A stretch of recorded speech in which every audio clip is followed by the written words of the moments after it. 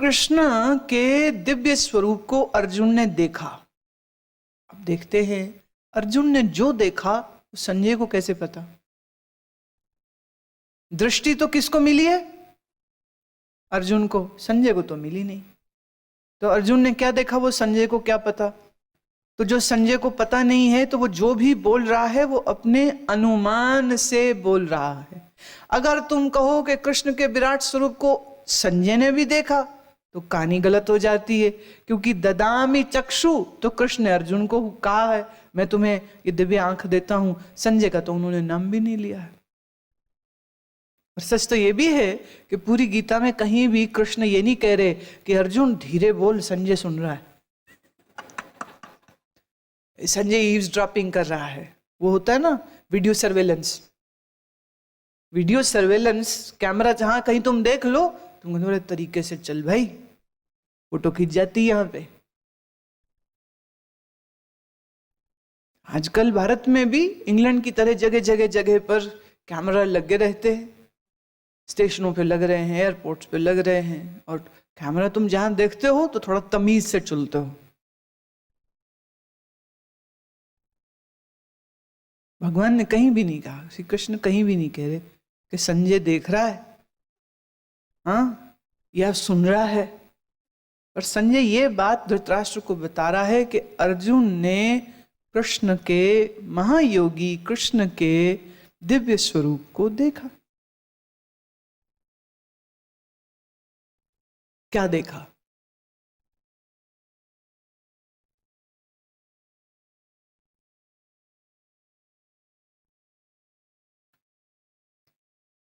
दिवि सूर्य सहस्रस्य भवेद्युगपदुत्थितः यदि भाः सदृशी सा स्यादाभासस्तस्य महात्मनः। आकाश में 1000 सूर्यों के एक साथ उदय होने से उत्पन्न हुआ जो प्रकाश होवे, वह भी उस विश्व रूप परमात्मा के प्रकाश के सदृश कदाचित ही होवे। एक साथ जैसे हजारों सूर्य उदय हो जाए इतना तो प्रकाश हो गया। अब ये कौन बोल रहा है? संजय बोल रहा है, अर्जुन नहीं बोल रहा। और अगर हजारों सूर्यों का प्रकाश वास्तव में हुआ होता तो सब कौरवों ने भी देख लिया, पांडवों ने भी देख लिया, और श्री कृष्ण के इस विराट स्वरूप को देख लेने के बाद क्या युद्ध नहीं हुआ था? हुआ था। अगर सबने देखा तो सबको कृष्ण का भक्त हो जाना चाहिए, कोई नहीं हुए। युद्ध तब भी हो रहा है। फिर अर्जुन ने क्या देखा उसका तो संजय अनुमान ही लगा सकता है, तो वो अब अपने अनुमानों को बोल रहा है। अनुमान, शास्त्रों में ऐसी बातें आई हैं। देखिए, ध्यान की एक पद्धति है योनि मुद्रा। अगर आप योनि मुद्रा का अभ्यास कुंभक के साथ करें तो कई सूर्यों का प्रकाश तुम भी देख सकते हो। बड़ी बात नहीं। पर जिन नेत्रों से प्रकाश दिखा वो नेत्र भी जड़ हैं और वो प्रकाश भी जड़ है, और जिस मन ने देखा वो मन भी जड़ है, और परमात्मा चैतन्य है। चैतन्य परमात्मा को जड़ आंखें, जड़ मन कैसे देख सकता?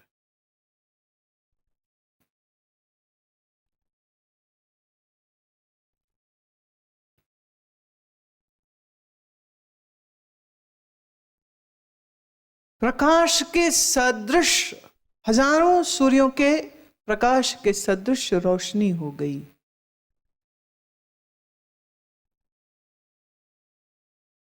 ये अर्जुन को कृष्ण के विराट स्वरूप दर्शन की गाथा है।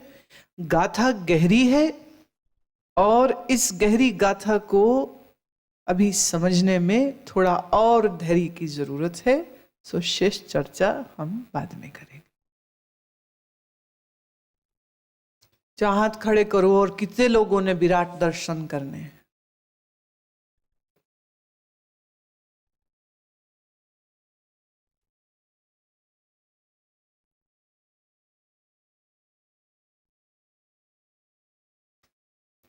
तो पीछे तुम्हें भी करने हैं। तो 1 2 3 4 5 6 7 और 8 और 9 और 10 और कोई। तो तुम 10 जने अब अगली बैठक में मत बैठिएगा, और विराट स्वरूप कैसे दिखते हैं उसकी टेक्निक आपको बता देंगे। ठीक है, उस टेक्निक को आप जितना अभ्यास करोगे दिव्य चक्षु मिल जाएंगे, और फिर उन दिव्य चक्षुओं से देख लीजिएगा, क्योंकि हम जिस ओर लेके जा रहे हैं उस ओर में ये वाला विराट दर्शन नहीं होने का।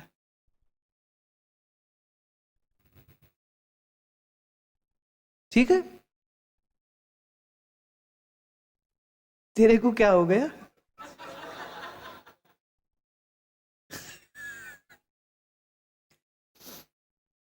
कर्नाटक के कॉलेज में उर्दू डिपार्टमेंट के प्रोफेसर हैं ये। वो कहता मैं भी कृष्ण का विराट स्वरूप, भाई जब दिख ही रहे हैं तो फिर मैं भी देख लूं। आ ही गया हूं इतनी दूर, छुट्टी लेके हैं, इतनी दूर आया हूं, तो फायदा अगर हो रहा है तो क्यों नहीं, क्यों नहीं, मैं भी दर्शन कर लेता हूं। अर्जुन की क्या अवस्था है उसका वर्णन संजय कर रहा है। उसके अंदर क्या हुआ इसका अनुमान संजय नहीं लगा सकता है, तो वो उसके देह को देखता है, उसके क्रियाओं को देखता है, अनेक प्रकार से अर्जुन के शरीर पर आते हुए लक्षणों को देखकर संजय अनुमान कर रहे हैं कि ऐसा ऐसा हो रहा है। ठीक भी है, कभी प्रत्यक्ष प्रमाण होता है, कभी उपमा प्रमाण होता है, तो कभी अनुमान प्रमाण होता है। किसी के भीतर क्या हो रहा है उसके लिए तुम अनुमान ही तो कर सकते हो, ये तो अंतरतम घट रही घटना है। दूसरी बात, जब भी कोई मनुष्य अपनी अनुभूति को बखान करेगा तो उसमें उसके भीतर क्या हुआ वो कितना कह पाएगा ये भी उसकी क्षमता के ऊपर, उसकी कैपेसिटी के ऊपर आ जाता है। दूसरी बात, हमारे चित्त में जैसे जैसे संस्कार जिन जिन चीजों के विषय में जा रखे हैं वो गहरे हो चुके हैं, उन चीजों को जो हमारे संस्कारों में है, जब भी कभी आपके कोई भी ध्यान से या प्रेम से जुड़ा हुआ गहरा अनुभव होगा तो आपके वही संस्कारों के नेगेटिव पॉजिटिव बनने लग जाएंगे। हमारे मन में जो संस्कारों की छाप होती हैं ये बहुत बड़ा काम करती हैं, और आपकी मन की कल्पना, आपकी विजुअलाइजेशन, जिसे हम विजन्स कहते हैं, विजन्स, अगर आपने किसी एक परंपरा में, जैसे एक योगियों की एक परंपरा चलती है जिसमें ये मान्यता है कि उनके गुरु जो हैं वो कोई 2 लाख साल की आयु है उनकी, और वो आज भी कुछ एक ऐसे मंत्र हैं जिनका आप पाठ करो, उन्हें बुलाओ तो वो उपस्थित हो जाते हैं। तो एक बहुत बड़ा वर्ग है जो इन मंत्रों का जप करता है और उन्हें बुलाने की कोशिश करता है, और ऐसे बहुत सारे मनुष्य हैं जिनका ये कहना है कि वो उनके सामने आए और वो उपस्थित हुए। अब क्या एक्चुअल में ऐसा हुआ, या हम वो देखने लग जाते हैं जो हम देखना चाहते हैं? ख्याल करना, हम वही देखते हैं जो हम देखना चाहते हैं, हम वही सुनते हैं जो हम सुनना चाहते हैं। एक छोटी सी उदाहरण मैं देती हूँ। 2 व्यक्तियों की आपस में चर्चा हुई, दोनों में थोड़ा मनमुटाव था। उसने कहा कि रोटी नहीं खानी, साधारण सी बात है कि रोटी नहीं खानी, और उसको सुनाई पड़ा है कि रोटी खाते रहते। वो कह रहे मैंने कहा नहीं, वो कह रहे इसने कहा है। एक सज्जन है, वो मीठा नहीं लेते थे, तो थोड़ा शुगर का प्रॉब्लम है, तो उन्हें कोई कभी कहे कि आप लेंगे तो वो मना कर देते, नहीं मुझे नहीं लेना, नहीं मुझे नहीं लेना। एक दिन कुछ मीठा बना तो पूछने वाले ने पूछा क्या आप लेंगे, और उस दिन उसने कहा हाँ, पर उनको सुन रही ना, और वो चले गए। और उनको फिर बुलाना पड़ा कि आप मुझे नहीं देंगे। बोले आपने तो भी कहा मैं नहीं खाऊंगा। मैंने तो नहीं कहा।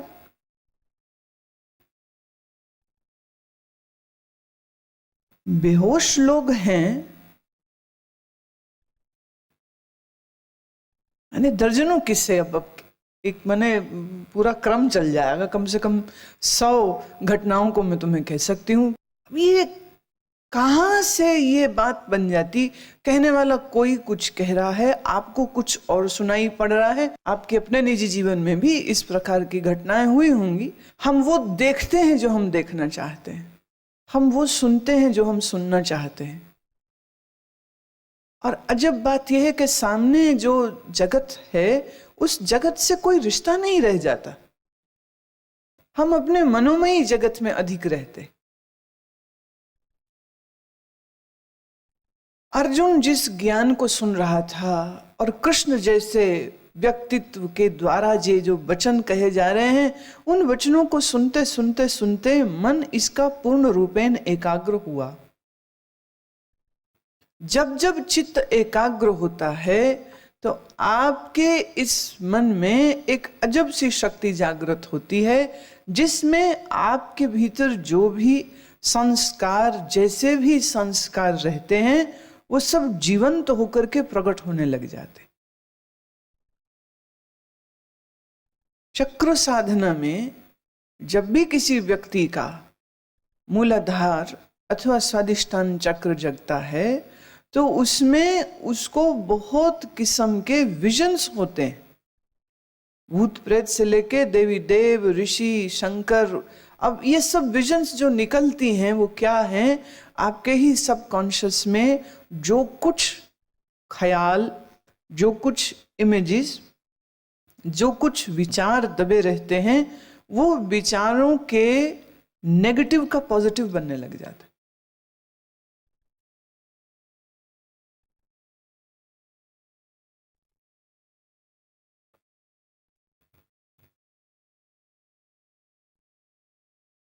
हिंदुस्तान में एक लंबे अरसे से ब्रह्मा 4 सिर वाला है, फिर एक सिर उसका काट दिया गया था, वो 3 सिर वाला है, वो बूढ़ा है, पितामह उसको कहते हैं ना, इस संसार का पितामह।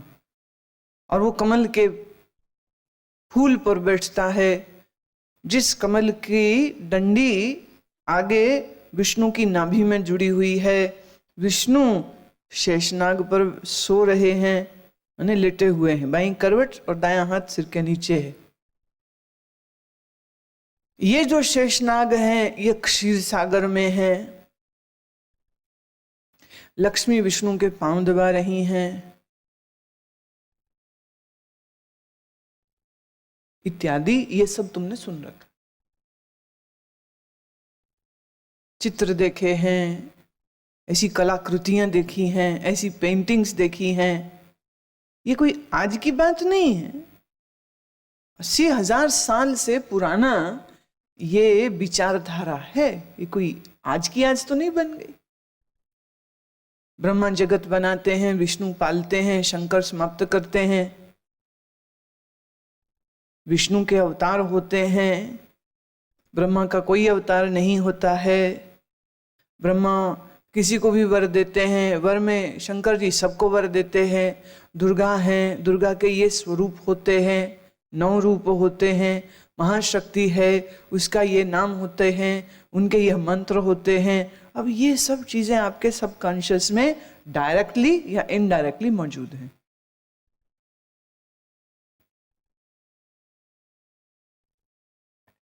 जैसे अभी के अभी मैं तुमसे कहूं कि जब तुम 10 साल के थे तो आज के ही दिन, माने शनिवार का दिन, जून का महीना, 10 साल की उम्र में तुम क्या कर रहे थे?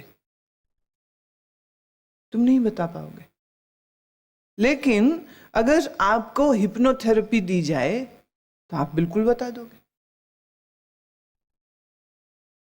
उस समय तुम सिर्फ किसी स्मृति से नहीं बताओगे, उस समय आप उस घटना को जो घटी होगी एक दृश्य के रूप में अपने सामने देखोगे, जीवंत दृश्य। न केवल इस जन्म के बल्कि पूर्व के जन्मों के अनुभव, संस्कार, विचार, रिश्ते, जो कुछ रिश्तों में आपसी आदान प्रदान हुआ, वो सब के सब स्मृतियां आपके सबकॉन्शियस में पड़ी हैं, पर ये बीज के रूप में हैं जिनका जो जागृत स्वरूप है वो आपको डायरेक्टली कभी नहीं दिखता है, लेकिन इन संस्कारों के अफेक्ट से तुम्हारे विचार, तुम्हारे मूड, तुम्हारे इमोशंस और तुम्हारा पर्सनालिटी भी शेप अप होता है।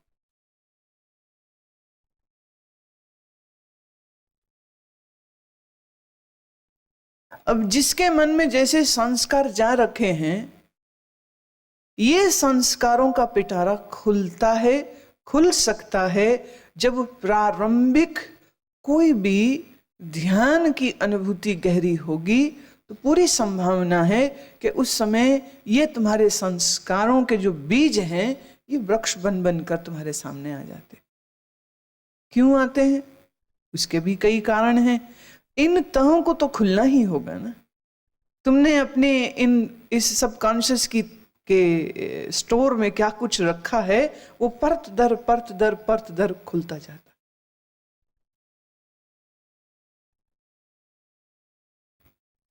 सोच के देखिए, एक हिंदू साधक ध्यान में बैठे तो उसको हिंदू देवी देवता दिखेंगे, पर अगर कोई मुस्लिम साधक योग निद्रा में या ध्यान के किसी अनुभव में करे और कोई अच्छी स्थिति थोड़ी सी आ जाए, अच्छी स्थिति मतलब जब मन एकाग्र पूरी तरह से हो जाए, मन के पूरी तरह से एकाग्र होते ही, शरीर से रिश्ता थोड़ा दूर होते ही इस मन के अंदर जीवंतता आ जाती है। It begins to give a realistic form to your thoughts.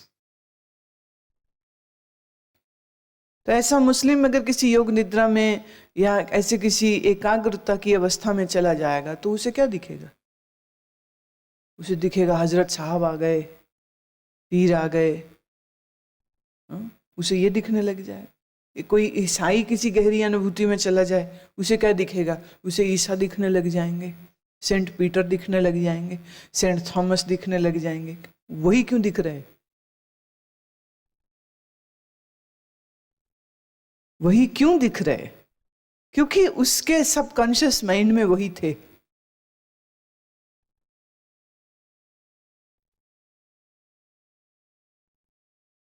अब ये जितना वर्णन अब आप आगे सुनने जा रहे हैं, ये सारा वर्णन अर्जुन के चित्त का है और चित्त का विलास है। इसका तत्व से कोई लेन देन नहीं है, ये बात समझ रखिएगा। तत्व से लेन देन नहीं है अभी इसका।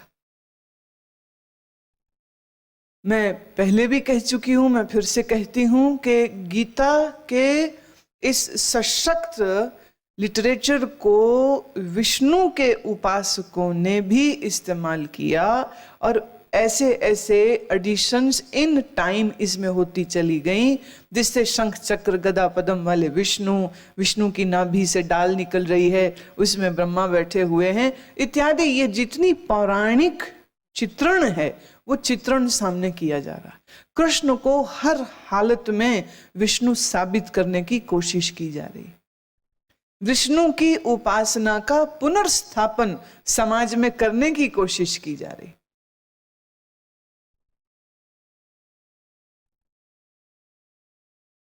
बात बहुत अद्भुत है ये भी।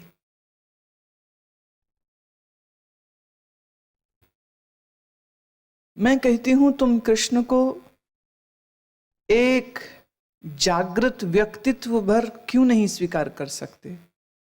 क्यों ये जरूरी है कि हम उसको अपने से अलग और किसी ऐसे ऐश्वर्य और किसी ऐसी पदवी के युक्त ही हम देखें और उनको साबित करें, उसे हम बना दें अवतार, ताकि हम रह सके मानव,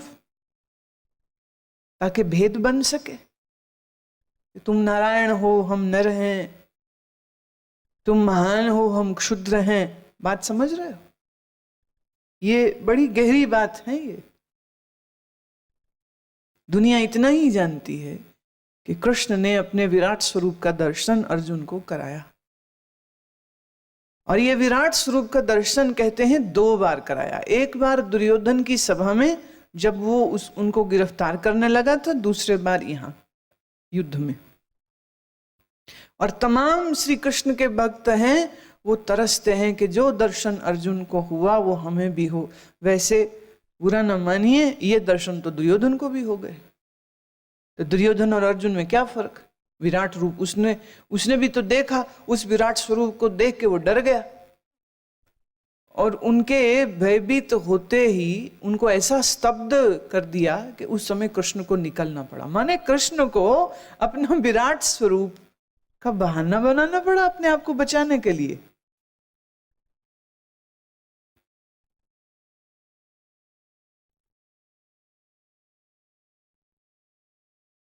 हमारे चित्त में जो कुछ मौजूद है वह जागृत होता है, जैसे स्वप्न में जागृत होता है।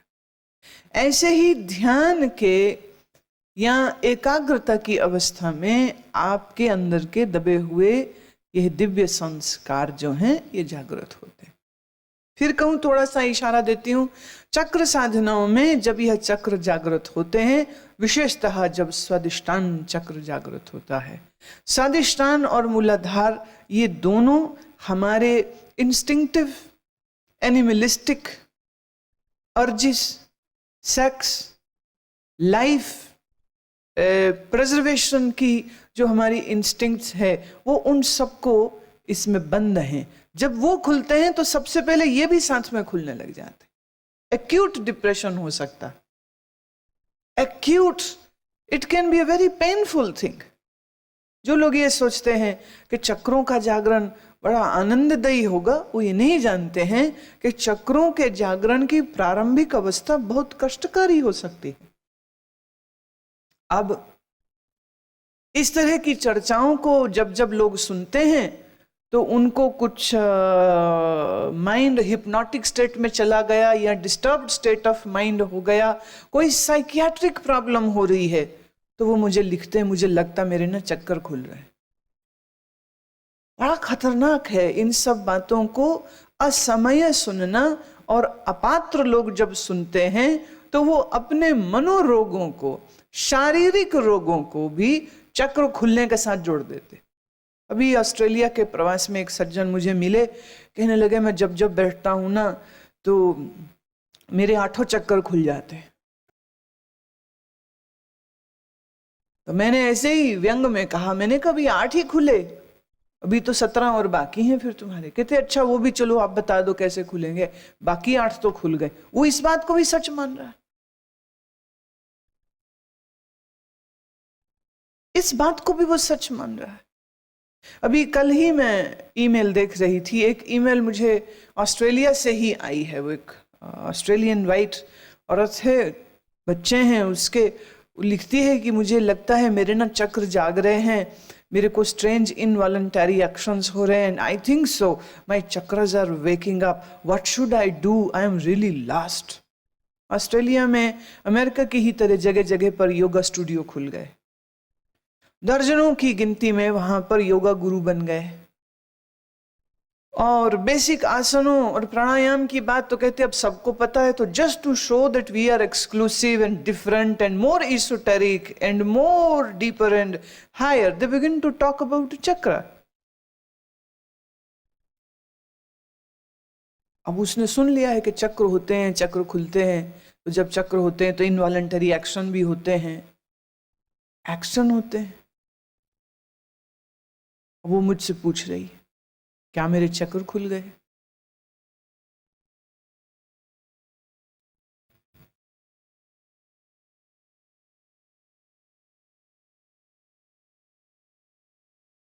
कृष्ण को अवतार साबित करके हम कृष्ण के साथ न्याय नहीं कर रहे।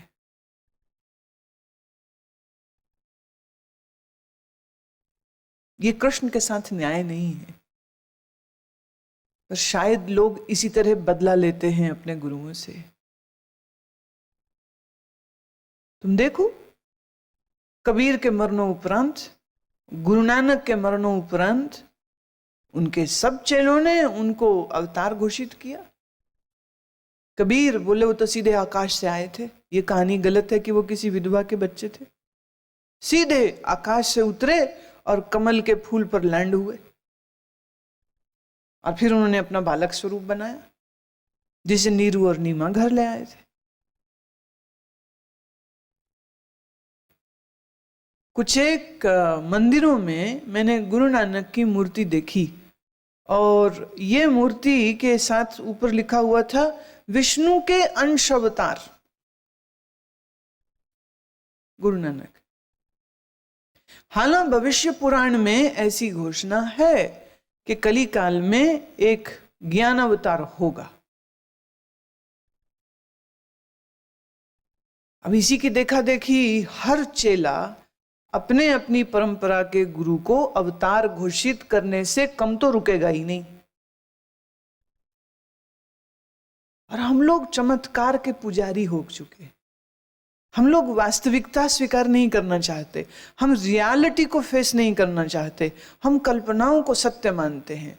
क्योंकि अगर हमने अपने इन महामानवों को, इन गुरुओं को, कृष्ण को अगर हम अवतार साबित कर दें, राम को अगर हम अवतार साबित कर दें, तो हमारे लिए बहुत बड़ी जगह बच जाती है कि वो जो कुछ कर रहे हैं या कह रहे हैं वो अपने तल पर कह रहे हैं। हम तो बड़े कमजोर से, गरीब से, बेचारे से मानव हैं, हमारा उनका क्या मुकाबला।